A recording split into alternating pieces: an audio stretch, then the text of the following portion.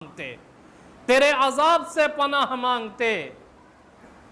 اس کے بعد اللہ رب العزت آخر میں کہتا ہے فرشتوں سے، فرشتوں تم گواہ رہنا، میں نے اپنے تمام ان بندوں کی مغفرت فرما دی جو اس مجلس کے اندر موجود تھے۔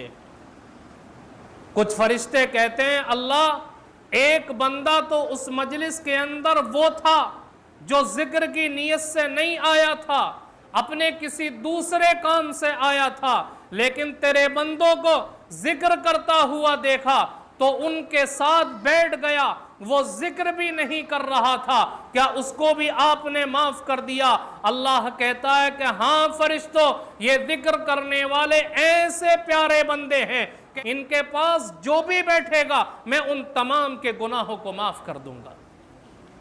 یہ اللہ کے ذکر کی اہمیت ہے۔